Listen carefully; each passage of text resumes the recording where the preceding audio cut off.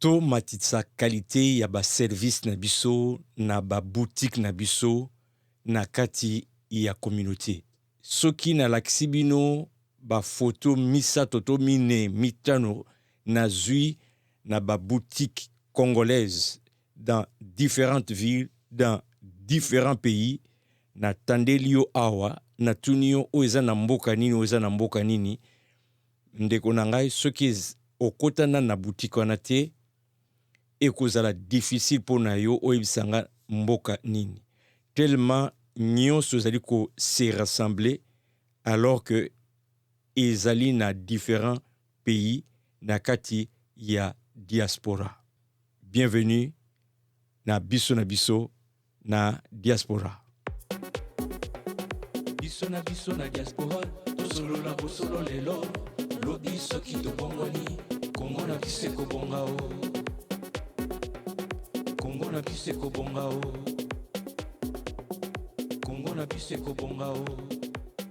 Kongo na biso ekobonga soki na niveau ya mentalité ndeko yo na ngai to bongwani. Au micro, Jean Dinsil Kouta, Canada. Na salaki émission moko epai wapi na salaki ko exhorter, ko interpeller Congolais nyonso na diaspora bipai azali ayeba ko soutenir ba entrepreneur tozali na wana kati ya ba communauté na biso. Lelo na lingi na m'adresser na ba entrepreneur parce que là aussi il y a à dire. Des fois bandeko bayaka na boutique na yote, bayaka kosenga service na yote, non pas forcément parce que baza de mauvaise foi. Et donc on a si na lobela ki na émission où tu les cas sur ko soutenir ba entrepreneur, mais des fois aussi la qualité ya musala ya service ozali kopesa et ezali na ba standard te ya bamboka tovandi. Surtout na ba salon de coiffure pe na ba boutique na biso toza na musala munene akosala na diaspora. Eza na ba mboka mibale oyo na visité sur 2 continents différents. Na kei na ba boutique epai wapi fallait to soma mwa biloko kolia. Nga na lingaka na ngai fufu na ngai peu importe côté na kokende soki fufu na ngai ezali séjour na ngai oleka bien. Au côté na boutique à l'intérieur exactement boutique na ville mususu na mboka mususu. Et ce qui est dommage, c'est que qualité, ça laisse à désirer. Vraiment, esprit ali gablo. Biloko présentation qui to côté, souvent espace moko très restreint. À peine où tu kokota, aussi comme la mur, biloko mal disposé. Et des fois, et ça se répète, service à la clientèle bandeko nangai.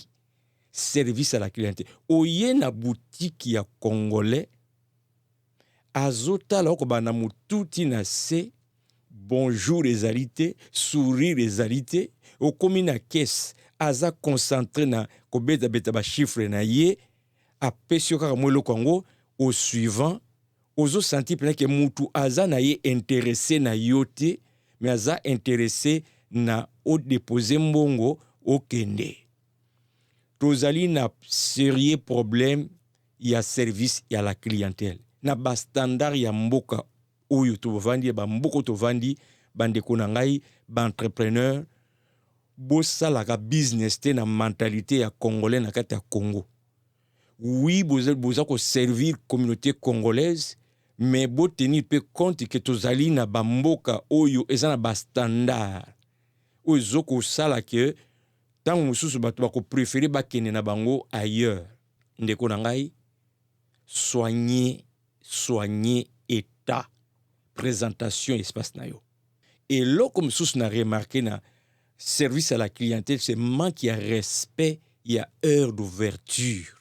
Kami balé. Ya liboso toki ko somba biloko na boutique ya congolais. To komi na porte to kuti ba heure bien définie.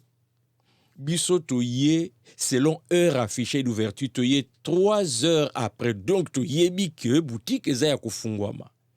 À notre grande surprise, boutique eza ya kokanga.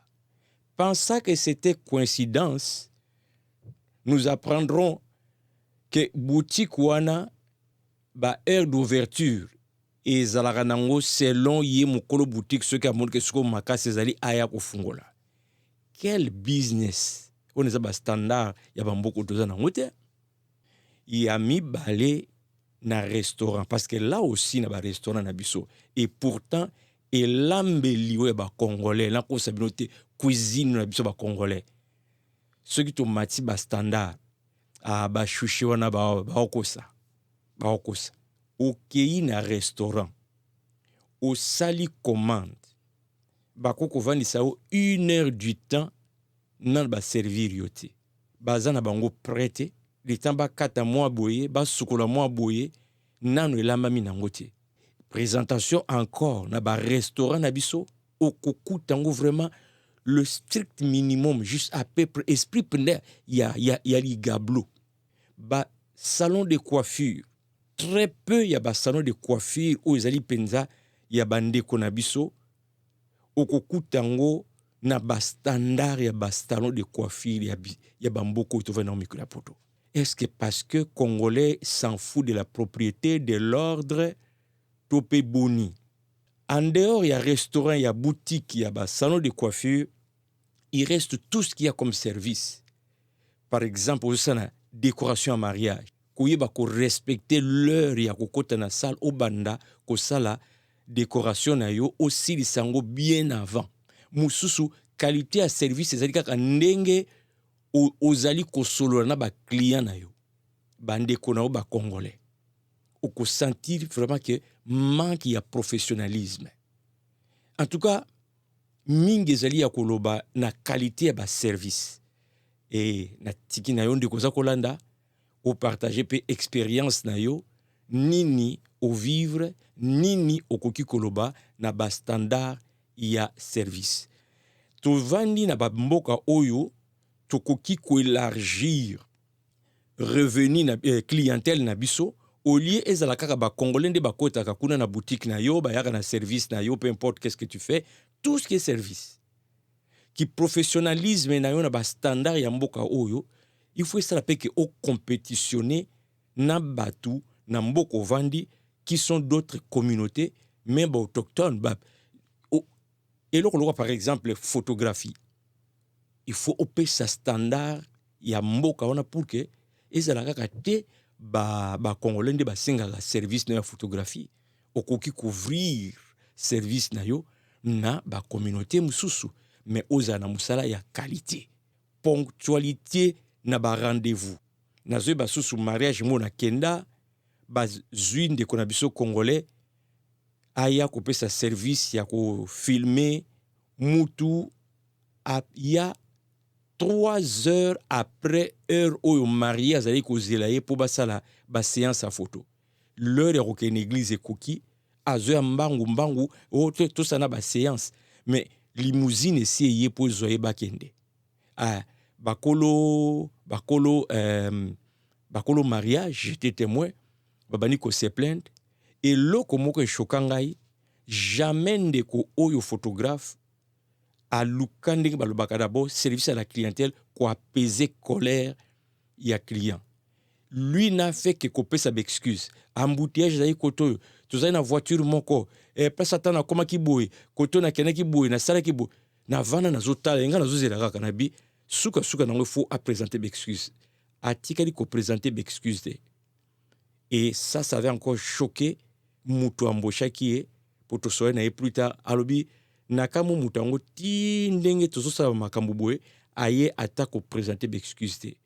Ce n'est pas parce que zan de konayo ko présenter excuse te. Il faut élever niveau ya qualité ya service na yo, service à la clientèle. Ngai ezana mukomusu na sombaka machine moko aux États-Unis yé ba pesa ngai 3 mois ya service gratuit.